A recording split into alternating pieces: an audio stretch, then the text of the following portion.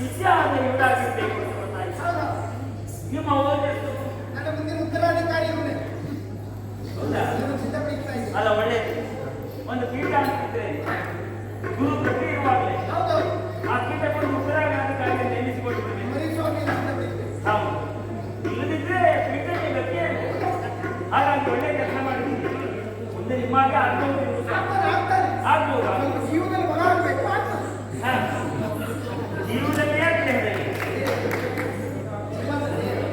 ಹೌದು. ಈಗ ಮಠದಲ್ಲಿ ಇದ್ದದೆಲ್ಲ ಗುರುಗಳೇ ತಿಳ್ಕೊಂಡಾಗುತ್ತೆ. ಇಲ್ಲ ಶಿಷ್ಯ ಕಡಿಮೆ ತಿಂತಾನೆ. 3 ಹೊತ್ತು ಹಾಕ್ತಾ ಇದ್ದೇನೆ. ಹೌದಾ? ಹಾಗೆ ಒಳ್ಳೆಯದು ಸ್ವಾಮಿ. ನಿಮ್ಮನ್ನು ನೋಡಿದೆ ಮಹಾ ತಪೋಧನರು ಗಣ ಮಹಿಮಾನ್ವಿತವೇನು ಗೊತ್ತಾಯಿತು. ಓಹೋ, ಹಾಗಂತ ಯಾರೋ ಒಬ್ರು ಬಂದಿದ್ದಾರೆ. ಅವರ ಹೆಸರು ಚಾರುವಾಕ ಅಂತ. ಸಾಕಷ್ಟು ತಿಳುವಳಿಕೆ ಇದ್ದವರು, ಧರ್ಮೋಪದೇಶವನ್ನು ಹೆರವರಿಗೆ ಮಾಡುವಂತಹ ಯೋಗ್ಯತಾ ಸಂಪನ್ನರು ಅಂತ ನನ್ನ ತಂಗಿ ಹೇಳಿ ಅವಳಿಗೆ ಹೇಳಿ ಕಳಿಸಿದೆ. ಅಂತವರು ನಮ್ಮೂರಿಗೆ ಬಂದಿದೆ ಸತ್ಯ ಆದರೆ ನನ್ನ ಅಂತಃಪುರಕ್ಕೆ ಕರ್ಕೊಂಡು ಬಾ, ಅವರಲ್ಲಿ ಮಾತನಾಡಬೇಕು ಧರ್ಮಕರ್ಮದ ವಿಚಾರವಾಗಿ ಅಂತ ಹೇಳಿದ್ದೆ. ಅವರೇ ನೀವು ಆದ್ರೆ ನಾನು ಧನ್ಯಳಾದೆ ಸ್ವಾಮಿ. ನೀವೇ ಚಾರುವಾಕ? ನಮ್ಮೂರಲ್ಲಿ ಚಾರುವಾಕ ಅಂತ ಹೇಳೋದು ಯಾರಿಗೆ ಗೊತ್ತಾ? ಒಳ್ಳೆ ಚಾಳಿ ಇದ್ದವನಿಗೆ ಅವೆಂತ ಚಾರುವಾಕ ಅಂತ ಹಾಗೆ ಹೇಳ್ತಾರೆ. ಆದ್ರೆ ಶಬ್ದಶಃ ಅರ್ಥ ಮಾಡಿದ್ರೆ ಚಾರುವಾಕ ಅಂತ ಹೇಳಿದ್ರೆ ಒಳ್ಳೆ ಮಾತನಾಡುವವರು. ಹೌದು ಹೌದು, ನಾನು ಚಾರುವಾಕ. ಅಂದ್ರೆ ನೀವು ನಾಲ್ಕಾದ್ರೆ ನಿಮ್ಗಿಂತ ಒಂದು ಕಡಿಮೆ ಹೇಗಾಗ್ಬೋದು. ನಿಮ್ಗಿಂತ ಒಂದು ಹೆಚ್ಚಾಗ್ಬೋದು. ಸ್ವಾಮಿ ಬನ್ನಿ ಬನ್ನಿ ಬನ್ನಿ ಕೂತ್ಕೊಳ್ಳಿ ಕೂತ್ಕೊಳ್ಳಿ. ಈಗ ನಿಮ್ಮಂತ ಮಹಿಮಾನಿಕರಿಗೆ ಒಟ್ಟಾರೆ ಇದೆಲ್ಲ ಆದ್ರೆ ಸಿದ್ಧಪಡಿಸಿದ್ದೇನೆ. ವೈದ್ಯ ಪಾದ್ಯ ಆಚಮನೀಯ ಮಧುಪರ್ಕ ಈಗ ಸಂದರ್ಭಿಸಿದೆ. ಗಂಡ ಜೊತೆಗಿದ್ರೆ ಹೆಂಡತಿ ಆದವರು ನಿಮ್ಮಂತ ಮಹತ್ವರನ್ನು ಪಾದಗಳನ್ನು ನೀರು ಕುಡಿದು ಉದ್ಧಾರ ಮಾಡಬೇಕು. ಮನೆಯಲ್ಲಿಲ್ಲ. ಹಾಗಾಗಿ ನಾನೇ ಹೆಣ್ಣಾದ ನಾನು ನಿಮ್ಮ ಪಾದ ಮುಚ್ಚಿ ನಾನು ಪೂಜೆ ಮಾಡುವ ಹಾಗೆ ಅದಕ್ಕಾಗಿ ಪಾದದ ಬಳಿಯಲ್ಲಿ ಇಟ್ಟಿದ್ದೇನೆ. ಸ್ವೀಕಾರ ಮಾಡಿ. ನೀವು ಕಾಲು ತೊಳೆಯಬೇಕಾದಂತೆ ಯಾಕೆ ನಾವು ಕಾಲು ತೊಳ್ಕೊಂಡೇ ಬಂದಿದ್ದೇವೆ. ತಿನ್ನುವುದಕ್ಕೂ ಕುಡಿಯುವುದಕ್ಕೆ ನೀವು ಕೊಡಬೇಕಾಗುತ್ತಿಲ್ಲ. ನಾವು ತಿನ್ಕೊಂಡು ಕುಡ್ಕೊಂಡೇ ಬಂದಿದ್ದೇವೆ. ಹೌದಾ? ಹೊಟ್ಟೆ ತುಂಬಿದ್ಯಾ? ಹೊಟ್ಟೆ ತುಂಬಿದೆ. ಆದ್ರೂ ನಮ್ಮನೆಗೆ ಬಂದವರು ಹಾಗೆ ಹೋಗಬಾರ್ದು. ನೀವು ಇಡು ಬೇಕಿದ್ರೆ ತೆಗೆದುಕೊಳ್ಬೇಕು. ತಕ್ಕೊಳ್ಬೇಕು, ದಾಕ್ಷಿಣ್ಯ ಮಾಡಬಾರ್ದು. ಆ ಕಡೆ ಹೌದು. ಆಯ್ತು ಸ್ವಾಮಿ ಅಂತೂ ಬಂದ್ರಲ್ಲ. ಹಾಗಾದ್ರೆ ಯಾಕೆ ಗೊತ್ತಾಗಿಲ್ಲ. ಅದೇ ಧರ್ಮ ಕರ್ಮದ ಕುರಿತು ನಿಮ್ಮಲ್ಲಿ ಕೆಲವೊಂದಿಷ್ಟು ಚರ್ಚೆ ಮಾಡಬೇಕು ಅಂತ ಆಸೆ ನನಗೆ. ಧರ್ಮ ಕರ್ಮ ನನಗೆ ಪಾರ್ಥಿವ್ಯತೆಯ ಬಗ್ಗೆ ನಂಬಿಕೆ ಉಂಟು, ಗೊತ್ತಿಲ್ಲ. ದೇವರು ಧರ್ಮ ಇದರ ಬಗ್ಗೆ ನಂಬಿಕೆ ಉಂಟು, ಗೊತ್ತಿಲ್ಲ. ಯಾರು ಹಿರಿಯರು ಏನು ಮಾಡ್ತಾರೋ ಅದನ್ನು ನಾವು ನಡೆಸಬೇಕು. ಧರ್ಮದ ಬಗ್ಗೆ ನಮಗೆ ಪೂರ್ಣ ತಿಳುವಳಿಕೆ ಇರಬೇಕು. ಅದನ್ನು ಆಚರಣೆ ಮಾಡಿದ್ರೆ ನಮಗೆ ಫಲ ಕೊಡ್ತದೆ ಅನ್ನುವಂಥ ನಂಬಿಕೆ ಮಾತ್ರ ಇರಬೇಕು ಅಂತ ತಿಳ್ಕೊಂಡು ಪಾರ್ಥಿವ್ಯತೆಯ ಧರ್ಮದಲ್ಲಿ ಏನು ಮುನ್ನಡೆಯುತ್ತಾ ಇದ್ದವರು ನಾವು ನಮ್ಮೂರಿನಲ್ಲಿ ಎಲ್ಲ ಹೇಳ್ತಾರೆ. ನನ್ನ ಗಂಡನ ವಿಜಯಕ್ಕೆ, ನನ್ನ ಗಂಡನ ಸಂಪತ್ತಿಗೆ, ನನ್ನ ಗಂಡನ ವಿಕ್ರಮಕ್ಕೆ ಅಮ್ಮ ನಿಮ್ಮ ಪಾರ್ಥಿವ್ಯತೆಯೇ ಕಾರಣ. ಹಾಗಾಗಿ ಆ ಧರ್ಮವನ್ನೇ ಮುಂದುವರಿಸಿಕೊಂಡು ಬದುಕ್ತಾ ಇದೆ ಸ್ವಾಮಿ. ನನಗೂ ತಿಳಿಯ ನಿನ್ನ ಗಂಡನ ಎಲ್ಲ ವಿಷಯಕ್ಕೂ ನಿನ್ನ ಪಾರ್ಥಿವ್ಯತೆಯೇ ಕಾರಣ ಅಂತ ಹೇಳ್ತಾರೆ. ಅದು ಹೌದಾ? ನೋಡ್ಬೇಕಿದ್ರೆ ಒಂದ್ಸರಿ ಬಿಟ್ಟು ನೋಡಿ. ಯಾರಲ್ಲ ಅದೇ ಪಾಠ್ಯವಂತ ಧರ್ಮ ಒಂದ್ಸರಿ ಬಿಟ್ಟು ನೋಡು. ತಪ್ಪಲ್ವ ಸ್ವಾಮಿ? ಹೆಣ್ಣಿಗೆ ಅದಕ್ಕಿಂತ ದೊಡ್ಡದು ಯಾವುದಿಲ್ಲ. ಯಾಕೆಂದ್ರೆ ಮದುವೆ ಆದ ಹೆಣ್ಣಿಗೆ ಗಂಡನೇ ದೇವರು, ಗಂಡನೇ ಸರ್ವಸ್ವ. ಗಂಡನ ಕ್ಷೇಮವೇ ತನ್ನ ಕ್ಷೇಮ ಅಂತ ತಿಳ್ಕೊಂಡು ಮತ್ತೆ ಸೇವೆ ಮಾಡ್ತಾ ಇದ್ದೇನೆ. ನೀವು ತಿಳಿದಂತೆ ಎಲ್ಲವೂ ಸುಳ್ಳ ಎಲ್ಲ ಯಾಕೆ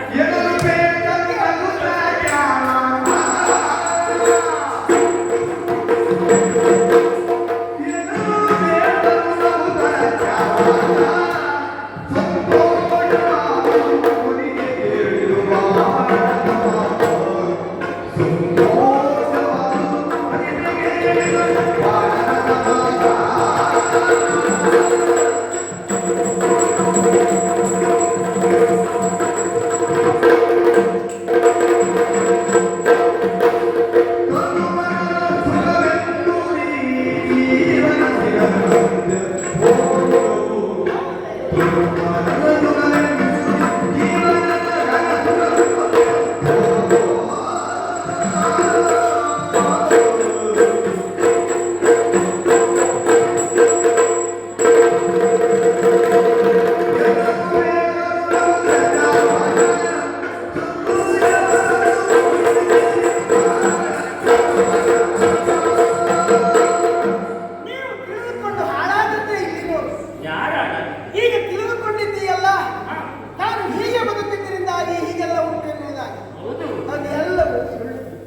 ಸುಳ್ಳಪ್ಪ. ಯಾಕೆ ಸುಳ್ಳು ಸ್ವಾಮಿ? ಒಂದು ಮಾತನ್ನು ಹೇಳ್ತೇನೆ. ಹೇಳಿ.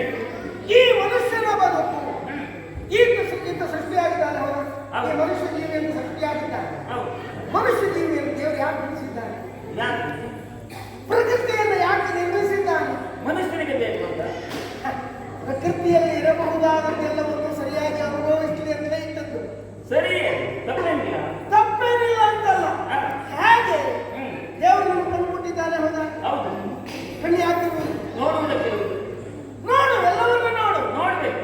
ಮಕ್ಕಳಿಗೆ ಹೇಳಿಕೊಡುವುದಕ್ಕೆ ಒಂದು ನೋಡಬೇಡಿ, ಇದು ನೋಡಬೇಡಿ, ಅದನ್ನು ನೋಡಬೇಡಿ, ಇದನ್ನು ನೋಡಬೇಡಿ ಹೇಳುವುದು ಯಾಕೆ? ಸ್ವಾಮಿ, ಕೆಟ್ಟದ್ದಾದ್ರೆ ನೋಡಬಾರ್ದು. ಯಾಕೆಂದ್ರೆ ಮನಸ್ಸು ಹಾಳಾಗ್ತದೆ, ಬುದ್ಧಿ ಹಾಳಾಗ್ತದೆ. ಕೆಟ್ಟದ್ದು ಯಾವುದು, ಒಳ್ಳೆಯದು ಯಾವುದೇ ಯಾವುದು? ನಿಮಗೆ ಯಾವುದು ಸಂತೋಷ ಕೊಡ್ತದೆ ಅದೆಲ್ಲ ಒಳ್ಳೆಯದು. ಯಾವುದು ನಿಮಗೆ ಸಂತೋಷ ಕೊಡುವುದಿಲ್ಲ ಅದೆಲ್ಲ ಕೆಟ್ಟದ್ದೇ. ಅಂಥದ್ದನ್ನೆಲ್ಲ ನೋಡ್ಬೋದು. ಹೌದೌದು, ನೋಡಬಹುದು. ಆ ನಿಮಿಷದಲ್ಲಿ ಕಿವಿ ಕೊಟ್ಟಿದ್ದಾನೆ ಯಾಕೆ? ಕೇಳುವುದು. ಕೇಳುವುದು ಕೇಳುವುದು ಆಗ ಅದನ್ನು ಕೇಳಬಾರ್ದು, ಇದನ್ನು ಕೇಳಬಾರ್ದು ಅನ್ನೋ ಪ್ರಶ್ನೆ ಇಲ್ಲ. ನಿಮಗೆ ಯಾವುದು ಒಳ್ಳೆಯದಾಗ್ತದೆ, ನಿಮಗೆ ಯಾವುದು ಬೇಕು ಅದನ್ನು ಕೇಳಿ. ಅದನ್ನು ಹೌದೌದು. ಅಲ್ಲ, ಒಳ್ಳೆಯದನ್ನು ಕೇಳಿದ್ರೆ ಬುದ್ಧಿ ಬೆಳೀತದೆ, ವ್ಯಕ್ತಿ ಬದಲಾಗ್ತಾನೆ, ಒಳ್ಳೆಯವನಾಗ್ತಾನೆ. ಆದ್ರಿಂದ ಒಳ್ಳೆಯದನ್ನು ಕೇಳಬೇಕು. ಹೇಳಪ್ಪ, ನೋಡು, ಒಬ್ಬ ಹುಟ್ಟು ಕಿವುಡ ಇರ್ತಾನೆ, ಅವನಿಗೆ ಏನು ಕೇಳಿಸುವುದಿಲ್ಲ, ಆದ್ರೂ ಆರೋಗ್ಯ ಸರಿ ಇರುವುದಿಲ್ಲ. ಅದು ಒಂದು ಹೌದು. ಮತ್ತೆ ಸುಳ್ಳಲ್ಲ. ಇನ್ನು ಹುಟ್ಟು ಕುರುಡ ಒಬ್ಬ ಇರ್ತಾನೆ, ಅವನಿಗೆ ಏನು ಕಾಣಿಸುವುದಿಲ್ಲ. ನಾವು ಒಳ್ಳೆಯದನ್ನು ನೋಡುವುದಿಲ್ಲ, ಕೆಟ್ಟದನ್ನು ನೋಡುವುದಿಲ್ಲ, ಆದ್ರೂ ಒಳ್ಳೆ ರೀತಿಯಲ್ಲಿ ಬೆಳೆಯುವುದಿಲ್ಲ. ಹಾಗಾಗಿ ಈ ಬದುಕಿಗೆ ಈ ಧರ್ಮ, ನ್ಯಾಯ, ನೀತಿ ಉಳಿದ ಉಂಟಲ್ಲ, ಹಗ್ಗವನ್ನು ತೆಗೆದುಕೊಂಡು ನಮ್ಮ ಕೈ ಕಾಲದಲ್ಲಿ ನಾವೇ ಕಟ್ಟಿ ಹಾಕಿಕೊಂಡು ಹಾಗೆ. ಹೌದಾ? ಅದಲ್ಲದಿದ್ರೆ ಏನು ಧರ್ಮ? ಯಾವುದು ಧರ್ಮ? ನಿನಗೆ ಬೇಕಾದ ಆಗಲಿದೆ ಅದೇ ಧರ್ಮ. ಸ್ವಾಮಿ, ಹಾಗೆಲ್ಲ ಹೇಳಬೇಕು. ತಪ್ಪು ಸುಳ್ಳದು. ಯಾಕೆಂದ್ರೆ ನಾವು ತಿಳಿದುಕೊಂಡಿದ್ದೇವೆ ಧರ್ಮ ಅಂತ ಹೇಳಿದ್ರೆ ಯಾವುದು? ಒಳ್ಳೆಯದನ್ನು ಮಾಡುವುದು ಧರ್ಮ. ಸುಳ್ಳು. ಹೆರವರಿಗೂ ಒಳಿತಾಗಬೇಕು, ಅದರಿಂದ ನಮಗೂ ಒಳಿತಾಗಬೇಕು ಅಂತ ಅದು ಧರ್ಮ ಅಂತ ಹೇಳುದು. ಯಾವುದು ಧಾರಣೆಗೆ ಯೋಗ್ಯವಾದದ್ದು ಅದೇ ಅದು ಧರ್ಮ. ನೋಡು, ನನಗೆ ಇದೇ ಧರ್ಮ. ಯಾವುದು? ಒಬ್ಬರಿಗೆ ಸುಳ್ಳು ಹೇಳುವುದೇ ಧರ್ಮ, ಒಬ್ಬರಿಗೆ ಕಳ್ಳತನ ಮಾಡುವುದೇ ಧರ್ಮ. ಕಳ್ಳತನ ಮಾಡಿದ್ರೆ ಇನ್ನೊಬ್ಬರಿಗೆ ಅನ್ಯಾಯ ಮಾಡಿದಾಗ ಅದು ಧರ್ಮ ಆಗುದೇ. ಈಗ ಹುಲಿ ಹಸುವನ್ನು ತಿನ್ನುವುದಕ್ಕೆ ಅದು ಅದೇ ಧರ್ಮ. ಅಂದರೆ ಅವರವರಿಗೆ ಯಾವುದು ಅನುಕೂಲ, ಯಾವುದರಿಂದ ಸುಖ ಇದೆ ಅದನ್ನೇ ಧರ್ಮ ಅಂತ ನಾವು ಒಪ್ಪಿಕೊಳ್ಬೇಕು. ಅದು ಧರ್ಮ. ಇನ್ನು ನ್ಯಾಯ, ಯಾವುದು ನ್ಯಾಯ? ಯಾವುದು ನ್ಯಾಯ? ನನ್ನ ಮನಸ್ಸಿಗೆ ಯಾವುದು ಸರಿಯಾದ ಕಾಣಿಸ್ತದೆ ಅದು ನ್ಯಾಯ. ಇನ್ನೊಬ್ಬರು ತಲೆ ಹೊಡೆದ್ರು ತೊಂದರೆ ಇಲ್ಲ. ನನಗೆ ಹೊಡಿಬೇಕು ಅಂತ ಅನಿಸಿದೆ, ನನ್ನ ಅಂತರಾತ್ಮಕ್ಕೆ ನಾನು ಮೋಸ ಮಾಡಬಾರ್ದು. ಅವ್ನು ತಲೆ ಕಡಿಬೇಕು, ಹೊಡೆಯುವುದೇ ಅದು ನ್ಯಾಯ, ಅದು ಧರ್ಮ. ಹಾಗಿಲ್ಲ. ಯಾಕೆಂದ್ರೆ ಈ ಪ್ರಪಂಚದಲ್ಲಿ ಒಂದು ನಂಬಿಕೆ ಉಂಟು. ಆ ನಂಬಿಕೆಯ ಮೇಲೆ ಪ್ರಪಂಚ ನಡೀತಾ ಉಂಟು. ಯಾವುದು? ಒಳಿತನ್ನು ಮಾಡಿದರೆ ಅವನಿಗೆ ಒಳಿತಾಗ್ತದೆ, ಕೆಟ್ಟದ್ದನ್ನು ಮಾಡಿದರೆ ಅವನಿಗೆ ಕೆಟ್ಟದ್ದಾಗ್ತದೆ ಅಂತ. ಅದೇ ನಮಗೆ ತಪ್ಪೆ. ಕೆಟ್ಟದ್ದನ್ನು ಮಾಡಿದವನಿಗೆ ನರಕ ಪ್ರಾಪ್ತಿ ಆಗ್ತದೆ, ಒಳಿತನ್ನು ಮಾಡಿದವನಿಗೆ ಪುಣ್ಯ ಬಂದು ಪುಣ್ಯದಿಂದ ಸ್ವರ್ಗ ಪ್ರಾಪ್ತಿ ಆಗ್ತದೆ. ಎಲ್ಲ ಹೇಳ್ತಾರೆ. ಎಲ್ಲುಂಟು ನರಕ, ಎಲ್ಲುಂಟು ಸ್ವರ್ಗ, ಎಲ್ಲುಂಟು. ಎಲ್ಲುಂಟು ಸ್ವರ್ಗ ಮೇಲುಂಟು. ಎಲ್ಲೂ ಇಲ್ಲ. ಇಲ್ಲೇ ಸ್ವರ್ಗ, ಇಲ್ಲೇ ನರಕ. ಈ ಪ್ರಪಂಚದಲ್ಲಿ ಹಾಗೆ ಹಾಗಿದ್ರೆ ಅದು ಸುಳ್ಳ. ಸುಳ್ಳಪ್ಪ. ಈಗ ಯಾರಾದ್ರೂ ನಿಮ್ಮನೆಯಲ್ಲಿ ಯಾರಾದ್ರೂ ಸ್ವರ್ಗ ಕೋರಿ ಬಂದವರಿದ್ದಾರ? ಇಲ್ಲ, ಬಂದವರಿಲ್ಲ. ಆದ್ರೆ ದೇವತೆಗಳಿದ್ದದ್ದು ಸ್ವರ್ಗ ಅಲ್ಲ. ಈಗ ನಮ್ಮನೆಯವರು ಸ್ವರ್ಗದವರೆಗೂ ಹೋಗಿದ್ದಾರೆ. ನಿಮ್ಗಂತ ಸ್ವರ್ಗಸ್ಥ ನನಗೆ ಸ್ವರ್ಗಸ್ಥ ಆಗುವುದು ಅಂದ್ರೆ ಏನು ಸ್ವಾಮಿ? ಸ್ವರ್ಗಕ್ಕೆ ಹೋಗಿ ಎಂತ ಸುದ್ದಿ ಹೇಳ್ತಾ ಇದ್ದಾರೆ ಬೆಳಗ್ಗೆ. ಇಲ್ಲ ಇಲ್ಲ ಇಲ್ಲ, ಶುಭ ಸುದ್ದಿ ಗಂಡ ಸುದ್ದಿ ಎಲ್ಲ ಬೆಳಕೋಯ್ತಪ್ಪ. ಇಲ್ಲ, ಮತ್ತೆ ನೋಡಿ. ಹೌದು, ಇದು ಸ್ವಾಮಿ ಸ್ವರ್ಗಕ್ಕೆ ಹೋಗಿ ಸುಮನಸ್ಸನ್ನು ಗೆಲ್ಲಿತು. ಅಲ್ಲಿ ಅಧಿಕಾರವನ್ನು ತಪ್ಪಿಸಿಕೊಂಡಿದ್ದಾರೆ. ಹೌದಾ? ನೋಡು, ಅದನ್ನು ಅವನಿಗೆ ಅಂದ್ರೆ ಸ್ವರ್ಗ ಇದೆ ಅಂತ ಆಯ್ತಾ? ಸ್ವರ್ಗ ತಿಳ್ಕೊಳ್ಳುವುದು. ಸ್ವರ್ಗದಲ್ಲಿ ಸುಖ ಇದೆ ಅಂತ ತಿಳಿಯುವುದು. ಸ್ವರ್ಗದಲ್ಲಿ ಸುಖ ಏನಿದೆ, ಅಲ್ಲಿರುವ ರಂಭಾದಿ ನಾರಿಯರ ಸುಖ ಸಿಗುತ್ತದೆ ಅಂತ ಭಾವಿಸ್ತಾರೆ. ಈಗ ನನ್ನ ಮುತ್ತಜ್ಜನ ಕಾಲಕ್ಕೂ ರಮ್ಮೆ ಇತ್ತು, ನನ್ನ ಅಪ್ಪನ ಕಾಲಕ್ಕೂ ಇದ್ದಾಳೆ, ನನ್ನ ಅಜ್ಜನ ಕಾಲಕ್ಕೂ ಇದ್ದಾಳೆ, ಈಗ ನಿಮ್ಮ ಮೊಮ್ಮಕ್ಕಳ ಕಾಲಕ್ಕೂ ಇದ್ದಾಳೆ. ಆ ಮುದುಕಿಯರ ಸ್ವರ್ಗ ಸುಖ ಬೇಕಾಗ್ತದೆ. ನನ್ನ ಅಜ್ಜನ ಕಾಲದಲ್ಲಿ ಇದ್ದವಳು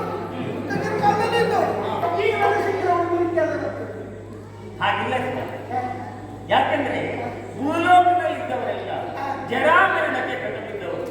ಅವರು ಹಾಗಲ್ಲ, ಅವರಿಗೆ ಮರಣವೂ ಇಲ್ಲ, ಜರೆಯೂ ಇಲ್ಲ. ಹೇಗಿದ್ದಾರೋ ಹಾಗೇ ಇರ್ತಾರೆ. ಮರಣ ಇಲ್ಲದಿದ್ರೆ ವಯಸ್ಸಾದ ಸುಳ್ಳಲ್ಲೇ. ವಯಸ್ಸು ಏನ್ ತಪ್ಪಿಲ್ವಾ? ಅಷ್ಟೇ ಅಲ್ಲ, ಮತ್ತೆ ಈ ಪ್ರಪಂಚದಲ್ಲಿ ಯಾವುದೂ ಶಾಶ್ವತ ಅಲ್ಲ. ನೋಡು, ಇವತ್ತು ನಾವು ಹುಟ್ಟುತ್ತೇವೆ, ನಿನ್ನೆ ಹುಟ್ಟಿದ್ದೇವೆ, ಇವತ್ತು ಬದುಕಿದ್ದೇವೆ, ನಾಳೆ ಸಾಯುತ್ತಿದ್ದೇವೆ. ಇದ್ದಷ್ಟು ದಿನ ಬೇಕಾದ ಹಾಗೆ ಅನುಭವಿಸಿರಬೇಕು. ಮತ್ತೆ ಯಾರು ಶಾಶ್ವತ ಅಲ್ಲ. ಈ ದೇವತೆ ಮುಕ್ತಿಗಳು ಮರುಳುತನ ಲಲನೆ ಭಕ್ತಿ ವ್ರತ ಭಕ್ತಿ ವ್ರತ ಮುಕ್ತಿಗಳು ಮರುಳುತನ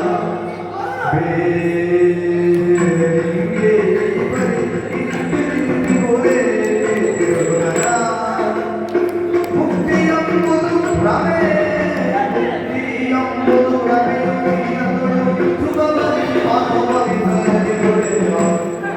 ಈಗಗಳು ಸುಖ ಅನುಭವಿಸದಿರುವೆಯ ಕೊನೆಗೆ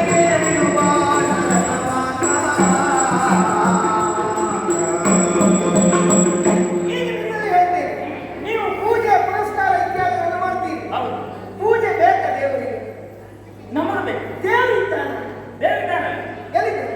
ಎಲ್ಲಿದ್ದಾನೆ? ನಾವು ಗುಡಿಯಲ್ಲಿ ನೋಡ್ತೇವೆ, ಸುಮ್ಮನಿರೇ ಒಂದು ಮನೆಯ ಪೀಠದಲ್ಲಿ ನೋಡ್ತೇವೆ, ನಮ್ಮ ಮನಸ್ಸಿನಲ್ಲಿ ನೋಡ್ತೇವೆ.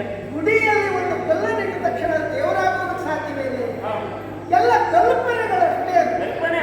ಸುಮ್ಮನೆ ಹಾ. ಇನ್ನು ವ್ರತ ಆ ಇತ್ಯಾದಿ ಸ್ನಾನಗಳನ್ನು ಮಾಡುವುದು, ದೇಹವನ್ನು ದಂಡಿಸುವುದು, ಜಪವನ್ನು ಮಾಡುವುದು, ಒಂದಿಷ್ಟು ಹೊತ್ತು ಹಾಳು ಬಿಟ್ಟರೆ ಮತ್ತೇನು ಹೇಳುವುದು? ಹೌದಾ? ಅಷ್ಟೇ. ಅದರಿಂದ ಏನು ಪ್ರಯೋಜನ ಇಲ್ಲ. ಅದರಿಂದ ಮುಕ್ತಿ ಸಿಗ್ತದೆ. ಹಾ. ಈ ಮುಕ್ತಿ ಎನ್ನುವುದೇ ಇಲ್ಲ. ಗೊತ್ತಾ, ಸತ್ವವನ್ನು ಹೋಯ್ತು ಬರೀ ಮಣ್ಣಿ ಒಯ್ದು ಹಾಕ್ತಾರೆ ಅಷ್ಟೇ. ಆದ್ರೆ ಸತ್ವವನ್ನು ದೇಹ ಮಣ್ಣಿಗೆ ಹೋಗ್ತದೆ, ಆತ್ಮ ಸ್ವರ್ಗಕ್ಕೆ ಹೋಗ್ತದೆ. ಆತ್ಮ ಎಲ್ಲಿ? ಆತ್ಮದೇಹದ ಒಳಗುಂಟು. ನಿನಗೆ ಕಾಣಿಸ್ತದೆಯಾ? ನಮಗೆ ಕಾಣದೇ ಇರುವುದಕ್ಕೆ ಆತ್ಮ ಪರಮಾತ್ಮವನ್ನು ಸೇರ್ತದೆ, ಅದು ಮುಕ್ತಿ. ಅದು ಭ್ರಮೆ. ಎಲ್ಲ ಸುಮ್ಮನೆ ಕತೆ ಕಟ್ಟಿದ್ದಾರೆ. ಈ ಬೇಡದ ಗಂಟೆ ಬಿಟ್ಟ ತಪಸ್ಸುಗಳು ಎಲ್ಲ ಕತೆ ಕಟ್ಟಿದ್ದಾರೆ. ದೇವರು ಆಗುತ್ತೆ, ನೀನು ತಪಸ್ಸನ್ನು ಮಾಡೋ ಮುಕ್ತಿಯನ್ನು ಹೊಂದಿದ್ಯಾ ಎಲ್ಲ ಕತೆ ಕಟ್ಟಿದ್ದು. ಅದನ್ನೇ ಈ ಮೂಢ ಜನರಿಗೆ ಅದನ್ನು ಬಿಟ್ಟಿದ್ದಾರೆ. ಆ ಕಾರಣಕ್ಕಾಗಿ ಅವರು ಅದನ್ನು ನಂಬಿದ್ದಾರೆ ಸತ್ಯ ಅಂತ. ಅದು ಯಾವುದು ಸತ್ಯ ಅಲ್ಲ. ಸತ್ಯವೂ ಆಗುವುದೂ ಇಲ್ಲ. ಮುಕ್ತಿ ಇತ್ಯಾದಿ ಏನು ಅಲ್ಲ. ನಾವು ಹುಟ್ಟಿದ್ದೇವೆ, ನಮಗೆ ಬೇಕಾದದ್ದನ್ನು ತಿನ್ನಬೇಕು, ನಮಗೆ ಬೇಕಾದದ್ದನ್ನು ನೋಡಬೇಕು, ನಮಗೆ ಬೇಕಾದದ್ದನ್ನು ಅನುಭವಿಸಬೇಕು. ಆ ನಂತರದಲ್ಲಿ ಮಣ್ಣಲ್ಲಿ ಮಣ್ಣಾಗಿ ಒಂದಿನ ಹೋಗಬೇಕು. ಮತ್ತೆ ಸತ್ತ ಮೇಲೆ ಮತ್ತೆ ಅನುಭವಿಸ್ತೇನೆ ಎನ್ನುವುದಕ್ಕೆ ಅವಕಾಶ ಇಲ್ಲ. ಹಾಗಿದ್ರೆ ಯಾವಾಗ ಹಲ್ಲಿದ್ದಾಗ ಕಡಲೆಕ್ಕಿತ್ತು, ಹೌದು. ಆನಂತರ ಹಲ್ಲಕ್ಕಿದ್ದ ನಂತರದಲ್ಲಿ ಎದುರಿಗೆ ಇಷ್ಟು ಲಾಸ್ಟ್ ಕಟ್ಟಲೆ ಕಡಲೆ ಆಗುದಿಲ್ಲ. ಹಾಗಾಗಿ ಹೇಳೋದು ನಿಮಗೆಲ್ಲ ಈ ವ್ರತ ಇತ್ಯಾದಿ ಎಲ್ಲ ಬೇಡ. ನಮಗೆ ಬೇಕಾದದ್ದನ್ನು ಅನುಭವಿಸುವುದು, ಸಂತೋಷ ಪಡುವುದು. ಸಂತೋಷ ಪಡುವುದು ಅದೇ ಸ್ವರ್ಗವೇ. ಸಂತೋಷ ವರ್ಗ. ಸ್ವರ್ಗ. ಈ ವ್ರತ ಗೀತ ಮಾಡಿ ಹೊಟ್ಟೆಯಲ್ಲಿ ಮೂಗಿನ ಮೇಲೆ ಬೆರಳಿಟ್ಟು ಕುಳಿತುಕೊಂಡು ನಿದ್ದೆ ಬಿಟ್ಟು ಬುದ್ಧಿಗೆಟ್ಟು. ಅದೇ ನರಕ. ಯಾವಾಗ ನಿದ್ದೆ ಮಾಡಬೇಕು ಅನಿಸ್ತದೆ, ಅದು ಹಗಲು ರಾತ್ರಿ ಪ್ರಶ್ನೆ ಇಲ್ಲ. ನಿದ್ದೆ ಬಂತ ನಿದ್ದೆ ಮಾಡುವುದು, ತಿನ್ನಬೇಕು ಅನಿಸಿತು ತಿನ್ನುವುದು, ಯಾವ್ದು ಬೇಕಾದ್ರೂ ಯಾವುದು ಬೇಕು ಸಿಕ್ಕಿದ್ದಾನೆ. ಯಾವುದನ್ನೆಲ್ಲ ತಿಂತಾರೆ ಅವರಿಗೆ ಯಾವ ಕಾಯಿಲೆ ಇರುವುದು. ಅದೊಂದು ಹೌದು. ಅದು ತಿನ್ನಬಾರ್ದು ಇದು ತಿನ್ನಬಾರ್ದು ಎನ್ನುವುದಾಗಿ ಹೇಳುವವರಿಗೆ ಹೆಚ್ಚಿನ ಕಾಯಿಲೆ. ಯಾರಿಗೆ ಅರ್ಥ ಆಗ್ತಕ್ಕೂ ಕಟ್ಟಲೆ ಉಂಟು ಹಾ, ಕಾಯಿಲೆ. ಈ ಬೀದಿ ಬದಿಯಲ್ಲಿ ಓಡಾಡುವ ಏನ್ ಬೇಕಾದ್ರೂ ತಿಂತಾರೆ, ತರ್ತದೆ. ಹೇಳಿದ್ದು ಸತ್ಯವೇ. ಯಾವಾಗಲೂ ಕಾಡಿನಲ್ಲಿ ಸ್ವಚ್ಛಂದವಾಗಿ ಬೆಳೆದ ಗಿಡ ಅದು ಸೊಂಪಾಗಿ ಬೆಳೆದಿರ್ತದೆ. ಅದೇ ನೀನು ಮನೆಯಲ್ಲಿ ನೆಟ್ಟ ಗಿಡ. ಅಯ್ಯೋ ಗೊಬ್ಬರ ನೀರು ಮಣ್ಣು ಹಾಕಿದ್ರು ಸರಿ ಬೆಳೆಯಬೇಕು. ಎಷ್ಟು ಕೊಟ್ಟರು ಸಾಕಲ್ಲ. ಈ ಪ್ರಪಂಚದಲ್ಲಿ ಸ್ವಚ್ಛಂದವಾದ ಬದುಕನ್ನು ಯಾರು ಬದುಕುತ್ತಾರೋ ಅವರಿಗೆ ಆ ರೀತಿಯಾಗಿ ಬೆಳವಣಿಗೆ ಆಗುವ ಅವಕಾಶ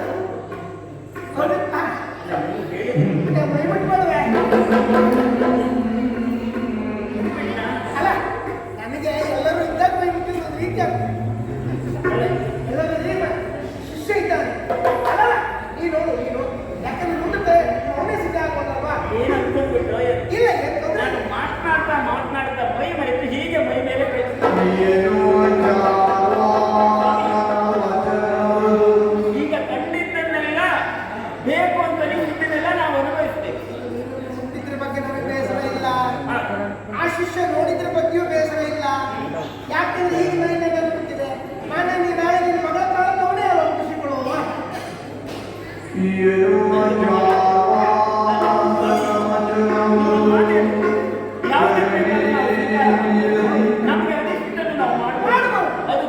ತಪ್ಪಿದಾಗ ಆಗುವುದು. ನಾನು ಇಲ್ಲಿಯವರೆಗೆ ವ್ರತ ವ್ರತ ಅಂತ ಜೀವನವನ್ನು ಸಾಧಿಸಿಬಿಟ್ಟೆ. ಪತಿವ್ರತ ಧರ್ಮ ಅದು ಸುಳ್ಳು.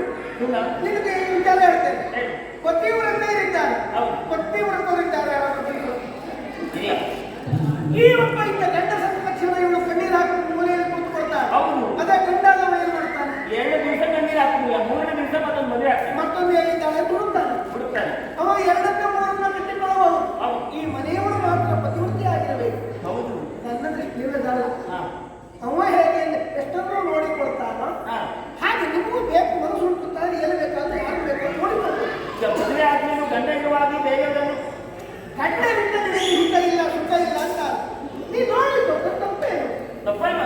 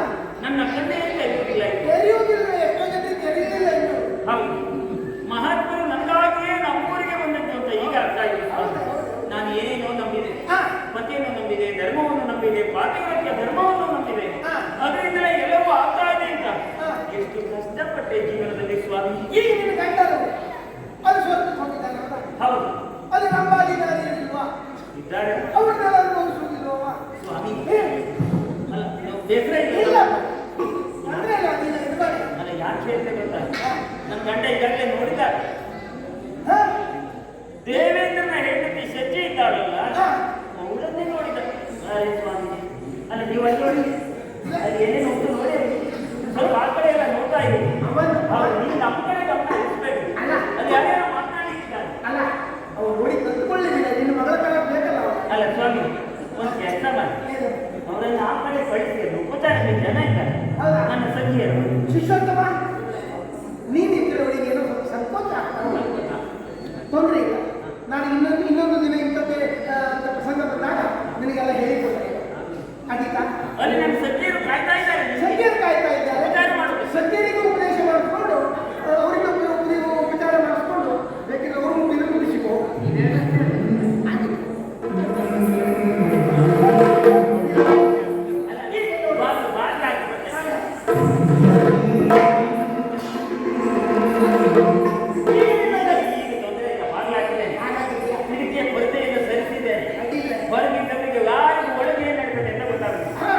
ಈಗ ನನ್ನವರು ಸ್ವರ್ಗಕ್ಕೆ ಹೋದವರು ದೇವೇಂದ್ರನ ಪತ್ರವನ್ನು ಕಸಿದುಕೊಂಡವರು, ಆಮೇಲೆ ದೇವೇಂದ್ರನ ಸಚಿಯನ್ನು ನೋಡಿ ಮರಳಾದರು. ಆಮೇಲೆ ಅವಳೇನೋ ಹೇಳಿದಂತೆ ನಿಮ್ಮ ಹೆಂಡತಿ ಒಪ್ಪಿದ್ರೆ ನಾನು ನಿನ್ನವಳಾಗ್ತೀನಿ. ಮನೆಗೆ ಬಂದು ನನ್ನಲ್ಲಿ ಕೇಳಿದ್ರು, ನಾನು ಅವಳನ್ನು ತರಬಹುದೇ, ತಂದ್ರೆ ನೀವಿಬ್ಬರು ಎರಕವಾಗಿರ್ತೀರಾ ಅಂತ ಕೇಳಿದ್ರು. ನಾನು ಹೇಳಿದೆ ಇದೆಲ್ಲ ಸರಿ ಅಲ್ಲ, ಧರ್ಮ ಅಲ್ಲ, ತಪ್ಪು ಬೇಡ ಅಂತ ಹೇಳಿ. ಅಂದ್ರೆ ಶಚಿದೇವಿಯನ್ನು ಮತ್ತೊಂದು ಹೆಂಡತಿಯಾಗಿ ಮಾಡಿಕೊಳ್ತೇನೆ ಅನ್ನ. ಹೌದು, ನೀ ಮರುಕ್ಷಣದಲ್ಲಿ ಮಾತಾಡಬೇಡವೇನೆ. ಯಾಕಂದ್ರೆ ದೇವೇಂದ್ರ ಬಂದದ್ದು ನನ್ನ ಅಂತಪ್ಪದಲ್ಲಿ ಬಿಡೋದು ಹೇಳಲ್ವಾ? ಅಲ್ಲಿ ತಲೆ ಹೊಳಲಿಲ್ಲ. ಯಾಕೆ ಗೊತ್ತಾ? ಆಗಿತ್ತು ಶಿಕ್ಷೆಯನ್ನು ನೀವು ಇಟ್ಕೊಳ್ಳಿ, ದೇವೇಂದ್ರ ತಂದ ಅಂತಪ್ಪದಲ್ಲಿ ಏನು ಮುಗಿದ. ಯಾಕೆ ತಲೆ ಗೊತ್ತಿಲ್ಲ? ನನಗೆ ಅಂಥದ್ದೆಲ್ಲ ಗೊತ್ತೇ ಇಲ್ಲ. ಅದು ಧರ್ಮ ಎನ್ನುವುದನ್ನೇ ನಾನು ಅರ್ಥ ಮಾಡಿಕೊಳ್ಳಿ. ಹಾಗಿದ್ರೆ ಹೆಣ್ಣಾದವಳು ಮದುವೆ ಆದರೂ ಯಾವ ಪುರುಷನನ್ನು ಬೇಕಾದರೂ ಕಾಮಿಸಬಹುದು, ಪ್ರೇಮಿಸಬಹುದು. ಅವಳ ಮನಸ್ಸಿಗೆ ಬೇಕು ಅಂತ ಅನಿಸಿದ್ದನ್ನ ಅದನ್ನ ಒತ್ತಾಯವಾಗಿ ಅದನ್ನು ಮೂಲೆಯಲ್ಲಿ ಇರಿಸಬಾರದು. ಆಸೆಯನ್ನು ನನಗೆ ಏನು ಅನಿಸ್ತದೆ, ಏನು ಬೇಕು ಅನಿಸ್ತದೆ ಅದನ್ನು ತಿನ್ನಬೇಕು, ಅನುಭವಿಸಬೇಕು. ನಾನು ಅವಳನ್ನು ಮದುವೆ ಆಗಿ ಎಷ್ಟು ಕಾಲ ಆಯಿತು, ನನ್ನ ಕಡೆ ಗಮನವೇ ಇಲ್ಲ. ನನ್ನಲ್ಲೇ ಹೇಳುದು, ವ್ರತ ಮಾಡು, ಪೂಜೆ ಮಾಡು, ನನಗಾಗಿ ದೇವರಲ್ಲಿ ಬೇಡಿಕೋ. ಅವರು ಹೋಗ್ತಾರೆ, ಎಷ್ಟು ಕಾಲ ಬರಬೇಕು. ಬಂದಾಗ ಒಂದೆರಡು ದಿವಸ ಇದ್ದೋಗಿ ಅಂತ ಹೇಳೋಣ. ಯಾಕಂದ್ರೆ ನನಗೂ ಒಂದು ಸ್ವಾರ್ಥ ಇದೆ, ಅಭಿಲಾಷ ಇದೆ, ಅದನ್ನೆಲ್ಲ ಗಂಡನಿಂದ ಈಡೇರಿಸಿಕೊಳ್ಬೇಕು. ಮತ್ತೆ ಒಂದು ದಿವಸ ಇರುವುದಿಲ್ಲ ಅಲ್ವಾ? ಹೇಳಿದ್ರೆ ಇರ್ತಾರೆ, ಮಹತ್ವಾಕಾಂಕ್ಷೆ ದೊಡ್ಡದನ್ನು ಪಡ್ಕೊಳ್ಬೇಕು ಅಂತೇಳಿ ಆದ್ರೆ ಇಷ್ಟೆಲ್ಲ ಶ್ರಮ ವಹಿಸಬೇಕು, ಸಾಧನೆ ಮಾಡಬೇಕು ಅಂತ ಹೇಳ್ತಾರೆ. ವಿಚಾರ ಇಲ್ಲ. ಮನೆಯಲ್ಲಿ ಹೆಂಡತಿ ಬಹಳ ಸಿದ್ಧಳಾಗಿ ಇರಬೇಕು. ನಾನು ಹೊರಗಡೆ ಹೋಗಿ ಏನು ಮಾಡಿದ್ರು ಗಂಡಸರ ಮನೋಭಾವ ಅಲ್ವಾ? ಆದ್ರಿಂದಾಗಿ ಹೆಂಗಸರು ಅದಕ್ಕೆ ಸಿದ್ಧರಾಗಬೇಕು ಅಲ್ವಾ? ನಾವು ಮನಸ್ಸಿಗೆ ಬಂದನ್ನು ಮಾಡುತ್ತೇವೆ. ಸ್ವಾಮಿ, ಈಗ ನೀವು ಬಂದು ನನ್ನ ಕಣ್ಣು ತೆರೆಸಿದ್ರಿ. ಇವತ್ತಿಂದ ಪಾತಿವ್ರತ್ಯ ಧರ್ಮವನ್ನು ಬಿಟ್ಟೆ. ಈಗ ನೀವು ಕೈ ಹಿಡ್ಕೊಂಡೆ ಅಲ್ಲ, ನೀವು ಕೈ ಹಿಡ್ಕೊಂಡೆ ಅಂದ್ರೆ ನೀವು ಹೇಳಿದ ಗಾಳಿ ಇದೆಯಲ್ಲ ಅದನ್ನು ಹಿಡ್ಕೊಂಡೆ. ಈಗ ಯಾರಾದ್ರೂ ಆಗಿ ಹೂವು ಒಂದು ದಿವಸ ಹೇಳ್ತಾರೆ, ಹೌದಾ? ಹೇಗೆ ಹೇಳುತ್ತದೆ? ಸೂರ್ಯನ ಕಿರಣ ಬಿದ್ದಾಗ ಹೇಳ್ತಾರೆ. ಆ ದಿವಸವೇ ಹೂವನ್ನು ತೆಗೆದು ಮುಡಿದುಕೊಂಡ್ರೆ ಉಳಿತದೆ. ಅಲ್ವಾ?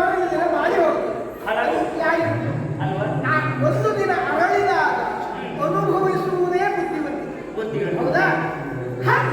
ಈಗ ನಮ್ಮ ಮನಸ್ಸು ಹಾಗೆ ಬೇಕು ಅಂತ ಬಯಸಿದಾಗ ಅನುಭವಿಸಿ ಬಿಡುವುದು ಬುದ್ಧಿವಂತಿಕೆ. ಬಯಕೆ ಆದಾಗ ಕಂಡವರನ್ನು ನಾವು ಬಯಸಿ ಬಿಡಬೇಕು, ಅನುಭವಿಸಿ ಬಿಡಬೇಕು. ಅದು ನ್ಯಾಯ.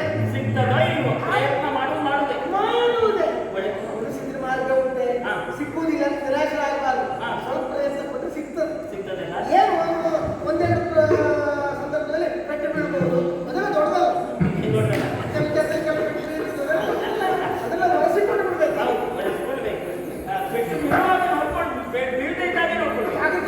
ಈಗ ನೀವು ಇವತ್ತು ನಮ್ಮನೆಯಲ್ಲಿ ಹೋಗಿರಿ ಸ್ವಾಮಿ. ನಿಮ್ಮನೆಯಲ್ಲ? ಹೌದು, ನಮ್ಮ ಮನೆಯವರು ಇದ್ದೀರಾ, ಅವರು ಸ್ವರ್ಗಕ್ಕೆ ಹೋಗಿದ್ದಾರೆ. ಹಾಗಾಗಿ ಇವತ್ತಿಗೆ ಹೋಗ್ತೀರಾ? ಯಾಕಂದ್ರೆ ಮನೆ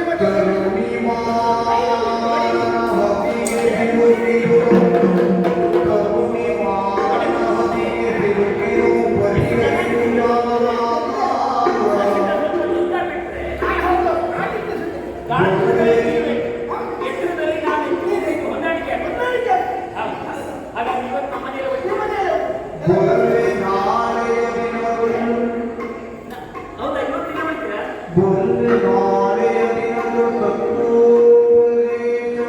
ಸರಿ ಸಮಯಗೊಳ್ಳಿವೆ ತರುಣಿ ಮಾರನ ಹತಿಯೊಳಗಿರುವುದುಂಟಾಂತು ನಡೆದು ನಿರ್ಣಯ ಮಾಡೆವೆಂದು ಬರುವೆನಾಗೆ ಸರಿ ಸಮಯಗೊಳ್ಳಿ ನಮ್ಮ ದಾರಿ ಬರ್ತಾ ಇಲ್ಲ. ಬಿಟ್ಟು ಮಲಗಿಬಿಟ್ಟು. ಸ್ವಾಮಿ ಹಾ, ಬಂದು. ನಿಮ್ಗೆ ಊಟ ಆಗಿದ್ಯಾ? ಊಟ ಇಲ್ಲ. ನಾನು ಊಟ ಸುಮ್ಮನಿಲ್ಲ. ಎಷ್ಟೊತ್ತಿಗೆ ಊಟ ಮಾಡ್ತೀನಿ? ಯಾವಾಗ ತಿನ್ಬೇಕು ಅಂತ ತಿನ್ಬೋದು. ಈಗ ಮಧ್ಯಾಹ್ನವೇ ಉಣ್ಣಬೇಕು. ಈಗೆಲ್ಲ ಆಗಿ ಮಕ್ಕಳು ಕೊಟ್ಟವರಲ್ಲ. ಬೇಕು ಅಂದಾಗ ತಿನ್ಬೋದು. ನಿದ್ದೆ ಬಂದಾಗ ಮಾಡ್ಬೋದು. ಒಂದು ವಿಚಾರ. ಈ ಊಟಕ್ಕಾದ್ರೆ ವ್ಯವಸ್ಥೆ ಉಂಟು. ಪಲ್ಲಂಗ ಸಿದ್ಧ ಆಗಿದೆ. ಇವಾಗ ನಾನು ಇವತ್ತು ನಿಲ್ಲುವುದಿಲ್ಲ. ಒಂದು ಕಾರಣ ಉಂಟು. ಅಂದ್ರೆ ನಾನು ಬೇರೆ ಕಡೆ ಬರ್ತೇನೆ ಅಂತ ಹೇಳಿ. ಬೇರೆ ಕಡೆ ಯಾರಿಗೆ ಮತ್ತೆ ಹೇಳಿದ್ರು? ಅದು ನಮ್ಮ ಕಾರ್ಯ ಬಿಡು. ಹಾ. ಅದು ನಮ್ಮ ಕಾರ್ಯ. ಆದ್ರಿಂದ ನಾಳೆ ಬರ್ತೇನೆ. ನಾಳೆ ಮತ್ತೆ ಇಷ್ಟೊತ್ತಿಗೆ ಬರ್ತೇನೆ. ಹೌದಾ? ನನ್ನ ನಿರೀಕ್ಷೆ ಇದೆ. ಹಾಗಿದ್ರೆ ಇನ್ನೂ ಮಹತ್ವದ ಕೆಲವು ಸಂಗತಿಯನ್ನು ಹೇಳುವುದಕ್ಕಿಂತ ಮತ್ತು ನಿನ್ನನ್ನು ಸಿದ್ಧಪಡಿಸಬೇಕು. ಇನ್ನೂ ಧರ್ಮೋಪದೇಶ ಮಾಡ್ತೀರಾ? ಹೌದೇ? ಸ್ವಾಮಿ ಹಾಗಾದ್ರೆ ನಾಳೆ ಅವ್ರು ಬರ್ಬೇಕು. ಆ